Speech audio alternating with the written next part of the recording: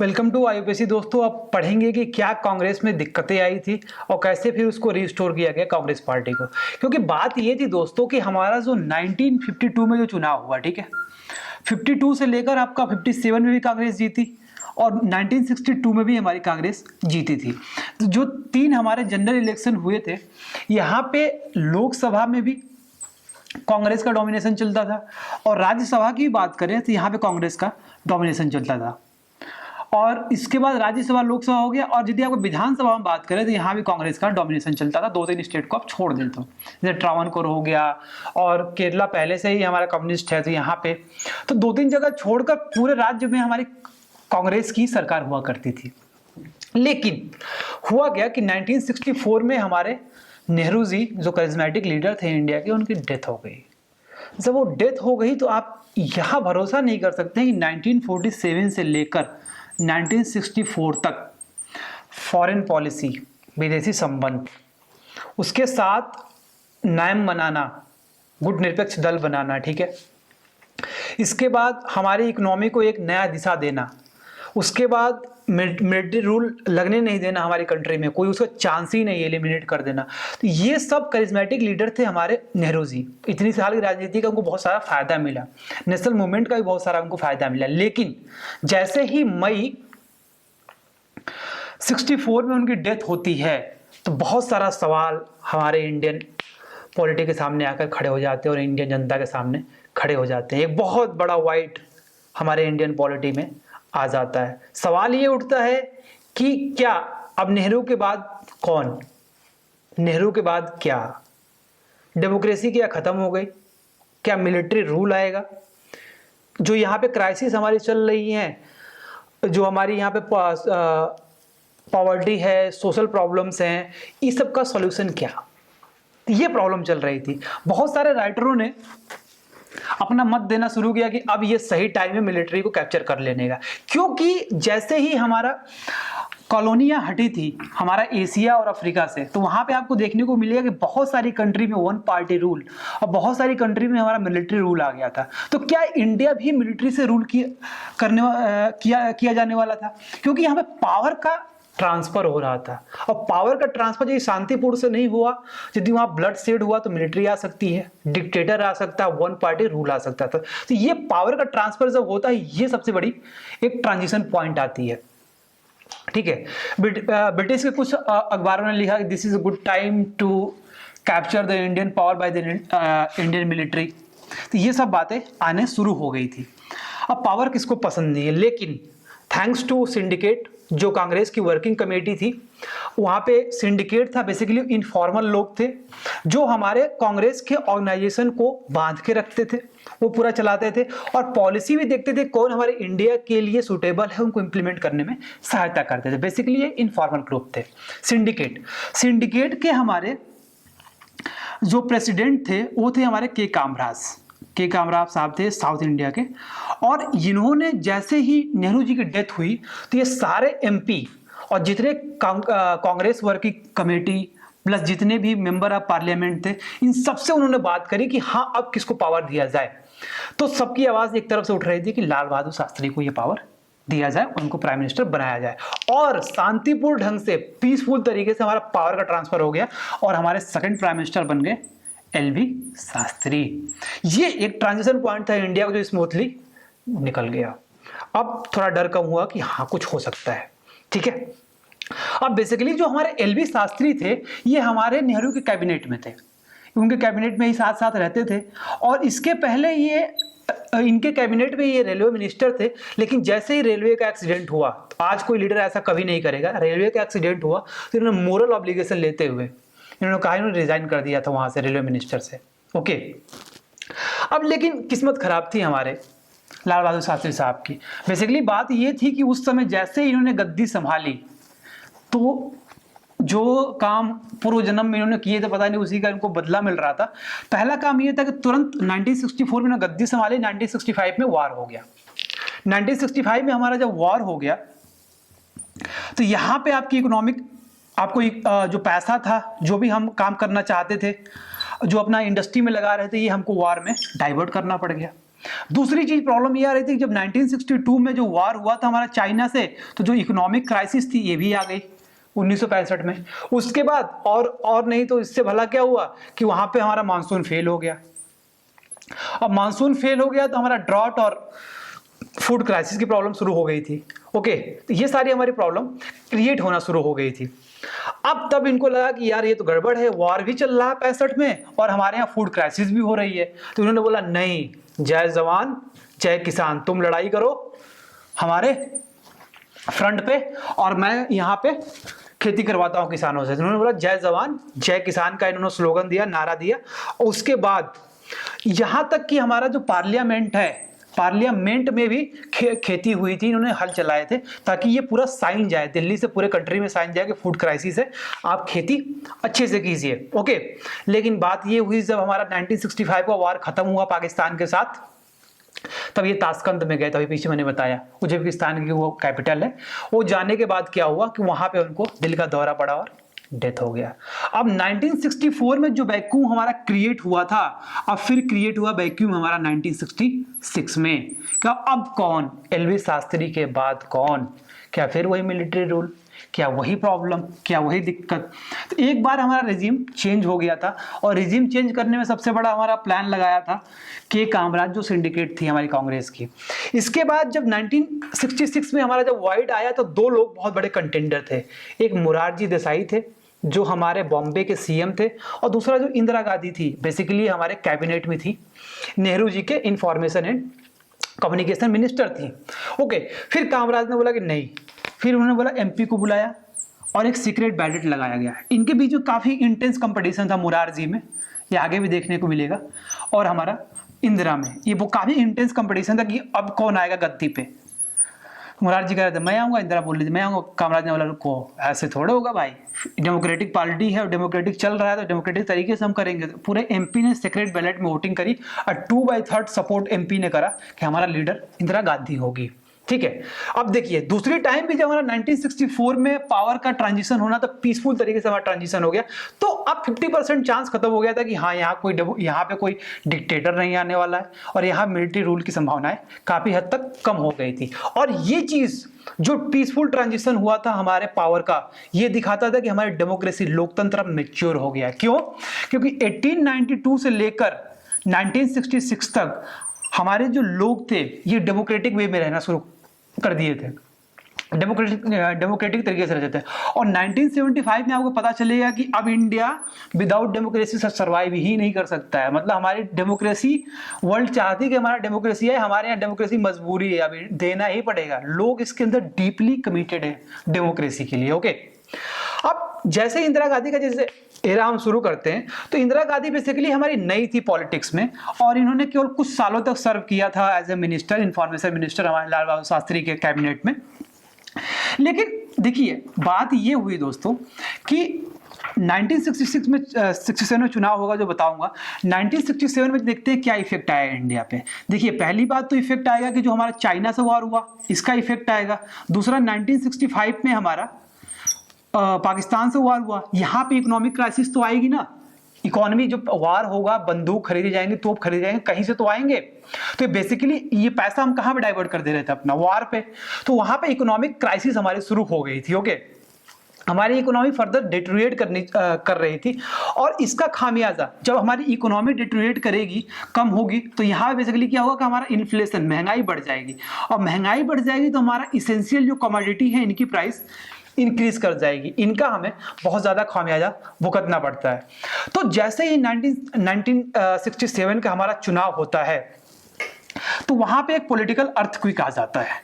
और political earthquake को हम ऐसे समझेंगे दोस्तों कि बेसिकली क्या हुआ था पॉलिटिकल अर्थक्वेक में, कि अब 1967 का जो हमारा जनरल इलेक्शन हुआ, देखिए 62 में हुआ था, तब 67 में तो होना ही था। तो वहां पे कांग्रेस की 9 स्टेट में हार हो गई। जहां पे 1-2 स्टेट होते थे, 9 स्टेट में हार हो गई। उसके बाद जो इनके कैबिनेट में थे, 66 में जब इन्होंने बनाया था अपना गवर्नमेंट, 66 में जो इंदिरा गांधी कैबिनेट में मिनिस्टर थे, जब 67 का चुनाव हुआ तो आधे कैबिनेट के मिनिस्टर हार गए।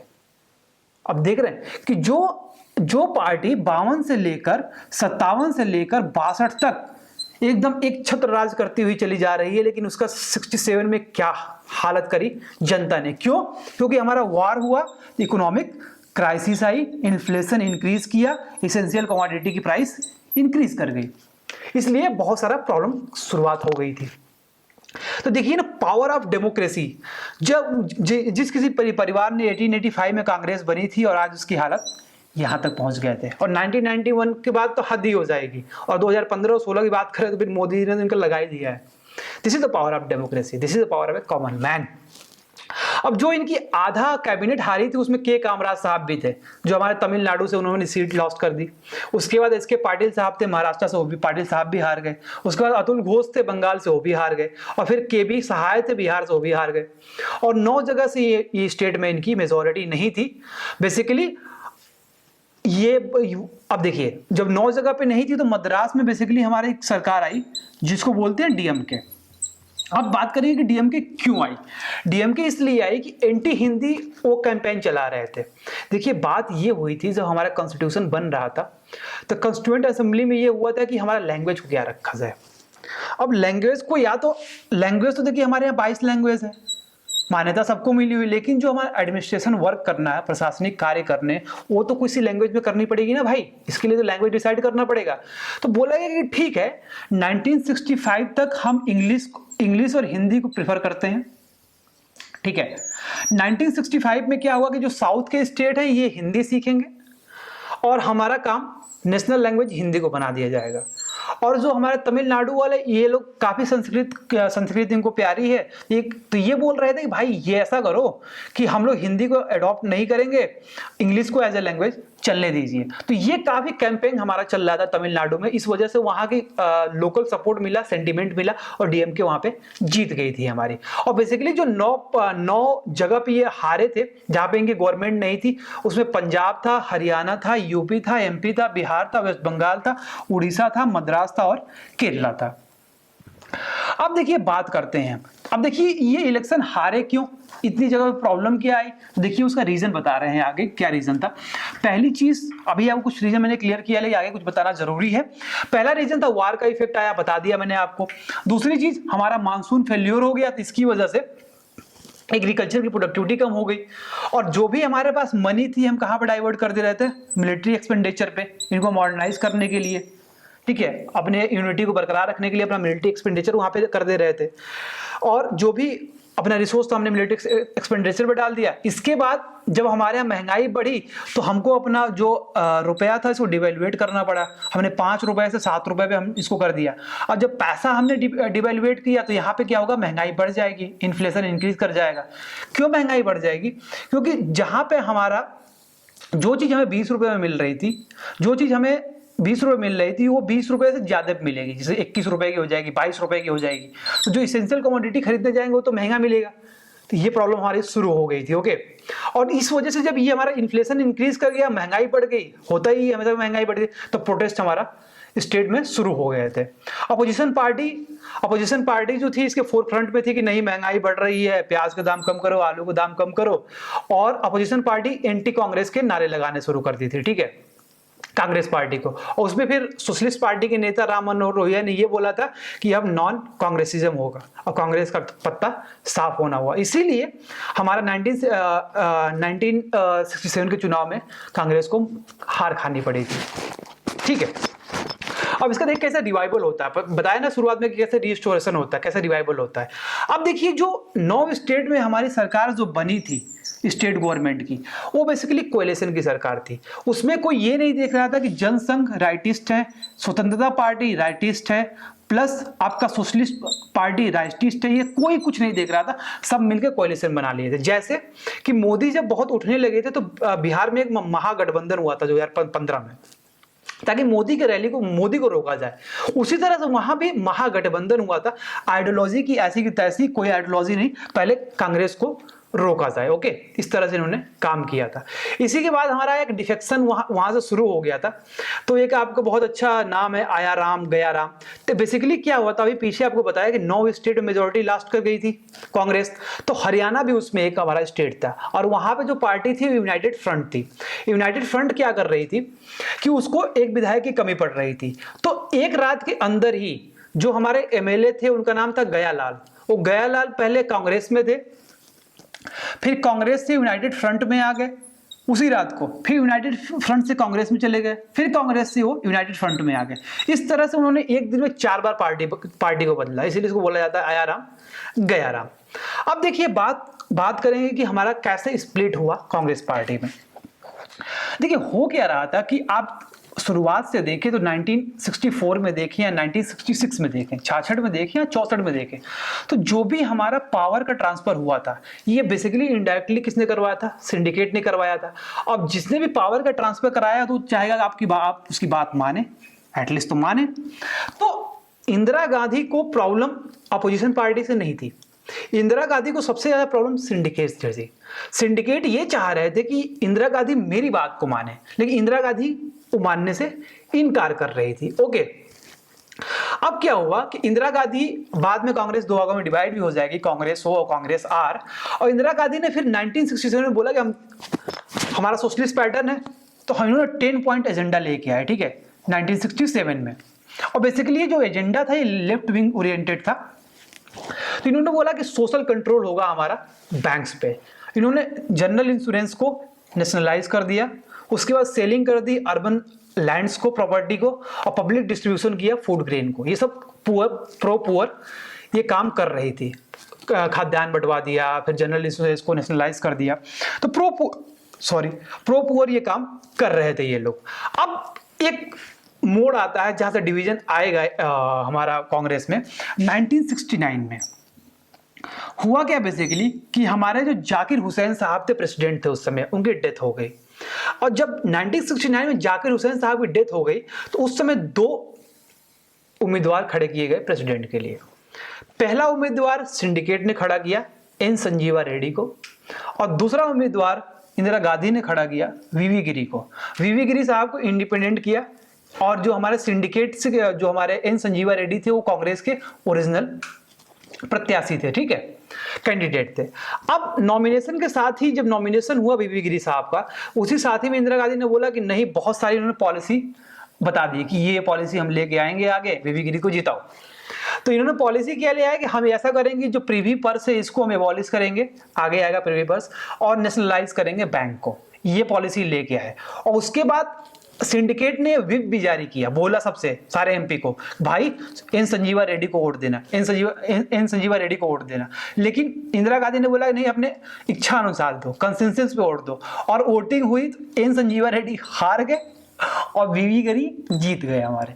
जब वीवी गिरी जीत गए तो ये तो सीधी सीधी हार हो गई ना सिंडिकेट की, कांग्रेस की पार्टी की तो हार हो गई। तो उसका जो प्रेसिडेंट थे, कांग्रेस की पार्टी के जो प्रेसिडेंट थे, उन्होंने इंदिरा गांधी को बर्खास्त कर दिया, कहा कि तुम पार्टी में नहीं हो। अब वहां से दो भागों में हमारा कांग्रेस डिवाइड हो गई। कांग्रेस ऑर्गेनाइजेशन जो सिंडिकेट उसको लीड कर रहा था, और कांग्रेस रिकॉग्निस्ट ये इसको लीड कर रही थी इंदिरा गांधी। ओके, 2 भागों में ये डिवाइड हो गया। अब ये आपको याद रखना होगा कि जो ओरिजिनल कांग्रेस थी, सिंडिकेट इसको लीड कर रहे थे। अब देखिए जो प्रीवी पर्स था, प्रीवी पर्स के बारे में थोड़ा सा हम जान लेते हैं। बेसिकली क्या हुआ था कि हमारे यहाँ आपको पता हुआ कि ड्यूरिंग द जब हम लोग बना रहे थे नेशनल इंटीग्रेशन कर रहे थे सरदार वल्लभ भाई पटेल, तो जो राजा महाराजा लोग जहाँ रूल करते थे, तो ब्रिटेन ने तो यही बोला था कि भाई साहब जो 565 लोग हैं, आप लोग इंडिपेंडेंट है, आप पाकिस्तान में जा सकते हैं, आप इंडिया में जा सकते हैं, या आप इंडिपेंडेंट रह सकते हैं। ये 3 उन्होंने दिया था। सरदार वल्लभ भाई पटेल ना मारेंगे तुमको, अभी समझ आ जाएगा, चलो इंडिया में तुरंत। और वो जब वो लोग इन सारे राजा रजवाड़ों को अंदर ले रहे थे तो कुछ फैसिलिटी भी इंडिया गवर्नमेंट ने प्रोवाइड करी थी, जैसे कि आपको वंशानुगत, मतलब कि जैसा का बेटा होगा तो उसको प्राइवेट प्रॉपर्टी जो भी आपका राजा का महल है ये रखने को होगा, प्लस कुछ आपको पेंशन भी दी जाएगी इंडिया गवर्नमेंट की तरफ से, ताकि आपका राजपाट केवल आप अच्छे से अपना जीवन को निर्वाह कर सके, ठीक है। क्योंकि अब तो राजा है तो राजा को तो उसका टैक्स करेगा तो वो रेवेन्यू आएगा, उससे अपना काम चलता था, इतना बड़ा राजपाट कैसे चलेगा। लेकिन अब तो इंडिया गवर्नमेंट के अंदर है तो वो टैक्सेशन तो इंडिया गवर्नमेंट को आएगा, राजा को तो जाएगा नहीं, इससे तो उसका राजपाट नहीं चल पाएगा, इसलिए पेंशन देना शुरू कर दिया था। तो यही इंदिरा गांधी ने बोला था 1969 के चुनाव में वीवी गिरी के साथ, जब उन्होंने खड़ा किया था इंडिपेंडेंट, कि प्रीवी पर्स को हम एबॉलिश करेंगे। ठीक है। तो ये प्रिवी पर्स की कहानी थी। अब देखिए क्या प्रिवी पर्स जो राजा महाराजाओं को जो सुविधाएं मिलती थी, जो चीजें दी जाती थी, तो ये नेहरू को भी पसंद नहीं था, क्योंकि भाई तुमको हेरिडेटरी आपको ये देते मतलब पैसा देते जाए इंडिया गवर्नमेंट, ये कौन सी बात हुई। तो बेसिकली ये इक्वालिटी के खिलाफ है और सोशल इकोनॉमिकल जो कंडीशन है जो कंट्री के उसके खिलाफ है। इसकी वजह से नेहरू भी इसमें बहुत सारी बातें उठा चुके थे। इन्होंने क्या किया कि कॉन्स्टिट्यूशनल अमेंडमेंट भी लेके आए नेहरू जी, लेकिन राज्यसभा में वो पास ही नहीं हुआ। उसके बाद उन्होंने ऑर्डिनेंस लेके आए, तो सुप्रीम कोर्ट ने उसको स्टक डाउन कर दिया, कहा कि नहीं ये गलत है। ओके, लेकिन इंदिरा गांधी ने जैसे इलेक्शन इसको अपने इलेक्शन का इशू बनाया और जैसे 1971 में ये इलेक्शन जीती, तो उन्होंने अमेंड किया कॉन्स्टिट्यूशन को, प्रिवी पर्स को एबॉलिश कर दिया एग्जैक्टली इन्होंने। अब देखिए बात ये थी दोस्तों, जैसे 1969 में हमारी पार्टी 1969 में हमारी पार्टी जब दो भागों में डिवाइड हुई, तो भाई बात ये थी कि हमारा चुनाव कब हुआ था, 1967 में चुनाव हुआ था। जब दो भागों में हमारी कांग्रेस पार्टी डिवाइड हुई, कांग्रेस ओ और कांग्रेस आर, तो बात ये थी कि कांग्रेस आर की सरकार थी, इसको भी तो चलाना था सरकार। कांग्रेस ओ के आपके एमपी तो हट जाएंगे, अलग हो जाएंगे। तो कांग्रेस आर को जब सरकार चलानी थी, उन्होंने सीपीआई और डीएमके के साथ, जो डीएमके आपको बताया तमिलनाडु की पार्टी है, इन्होंने कोएलिशन बना ली थी कि हम लोग इसके साथ मिलकर काम करेंगे। और इस वजह से हमारी जो सीपीआई जो हमारी कांग्रेस आर थी, ये काफ़ी ज़्यादा सोशलिस्ट पैटर्न से अफेक्टेड थी, मतलब कि उससे बहुत ज़्यादा प्रभावित हुआ करती थी। ओके, और इन्होंने बोला 1970 में, अब इनकी सरकार चल नहीं पा रही थी, कोएलिशन की सरकार चल नहीं पा रही थी, तो 1970 में इन्होंने बोला प्रेसिडेंट से कि हमारी सरकार को एबॉलिश कर दीजिए, हम लोग फिर से फ्रेश इलेक्शन कराएंगे। अब 1971 की बात चलते हैं। अब 1971 में ये हो रहा था कि हमारी जितनी अपोजिशन पार्टी थी, महागठबंधन बना, जनसंघ, सोशलिस्ट पार्टी, आपका स्वतंत्रता पार्टी, सब एक तरफ, और सीपीआई और कांग्रेस आर ओके एक तरफ। देखिए जो हमारी अभी इंदिरा गांधी लीड कर रही थी सीपीआई आर को, अरे कांग्रेस आर को, सीपीआई और कांग्रेस आर एक तरफ हो गई, और सारी जो पार्टी है इंडिया में वो सारी एक तरफ हो गई। ओके, महागठबंधन उन्होंने बनाया, और विपक्ष ने बोला कि इंदिरा हटाओ, और इंदिरा गांधी ने बोला गरीबी हटाओ। ठीक है, ये हमारा मुद्दा चल रहा था। तो जब ये इंदिरा गांधी ने बोला गरीबी हटाओ, विपक्ष ने बोला कि इंदिरा को हटाओ, तो जब इन्होंने बोला कि हाँ भैया गरीबी को हटाना है, तो जो वहां पे मास था, जो गरीब लोग थे, ये हमारे इंदिरा गांधी के फेवर में आ गए। और इंदिरा गांधी के फेवर में आने के बाद भाई सब बात ऐसी हुई ना कि जो हमारा चुनाव हुआ 52, 57, 62, 67 एंड 71, तो जितना चारों जनरल इलेक्शन में ये कांग्रेस पार्टी बहुमत नहीं लेके आ पाई थी, सीट नहीं लेके आ, तो उससे ज्यादा हमारा जो सीट आई 71 में आ गई थी, इंदिरा गांधी लेके आई थी। ठीक है, सीपीआई और कांग्रेस आर इतनी ज्यादा सीट लेके आई थी। कांग्रेस ओ की तो लग गई कहानी, जो सिंडिकेट जो ओरिजिनल कांग्रेस थी लीड कर रही थी, उनकी कहानी लग गई थी। 352 सीटें आई थी, 44% इनको वोट्स मिले थे। ओके, अब इसके बाद ही जब ये चुनाव हुआ, इसके बाद ही आपको वार हुआ बांग्लादेश से, जो हम लोग पीछे पड़ चुके हैं, कोई दिक्कत नहीं है बांग्लादेश से जो हमारा वार हुआ। उसके बाद 1972 में असेंबली इलेक्शन हुए। अब देखिए 71 में आपका लोकसभा का चुनाव हुआ, और जैसे ही यहाँ पे वार हुआ, इसके बाद हमारा 72 में असेंबली इलेक्शन हुए। तो जो रेसिपी वहां पे लिखा है 1971 में क्या हुआ था कि आपका जो भी कांग्रेस ने बांग्लादेश को अलग किया था, तो जो ये रेसिपी बनाया था कांग्रेस ने, अपनी छवि बनाई थी, उसका फ्लेवर इनहेंस हो गया, उसका असर दिखा आपको 72 में। हर जगह ऑलमोस्ट ऑल स्टेट्स में कांग्रेस की सरकार थी। ठीक है, हर जगह पे हमारी कांग्रेस की सरकार थी। अब बात ये थी कि क्या कांग्रेस जो ऑर्गेनाइजेशन थी ये वीक हो चुकी थी? तो हाँ, ये कांग्रेस ऑर्गेनाइजेशन को एक लोगों पे चल रही थी, वो थी हमारी इंदिरा गांधी। उसकी ऑर्गेनाइजेशन को सपोर्ट करने के लिए सिंडिकेट आते थे, वो सिंडिकेट अब दूसरी पार्टी में चले गए थे, कांग्रेस ओ में चले गए थे। तो हमारा जो कांग्रेस का ऑर्गेनाइजेशन था वो अब बेसिकली आपका वीक हो चुका था, और ये डिपेंडेंट था हमारा पुअर, विमेन, दलित, आदिवासी और माइनॉरिटीज पे। ये तब से ये अपना राजनीति करने लगे थे। तो ये रहा हमारा कांग्रेस पार्टी का रिऑर्गेनाइजेशन। आगे पढ़ेंगे दोस्तों इमरजेंसी। इमरजेंसी बहुत अच्छा टॉपिक है। Thanks for watching, have a nice day.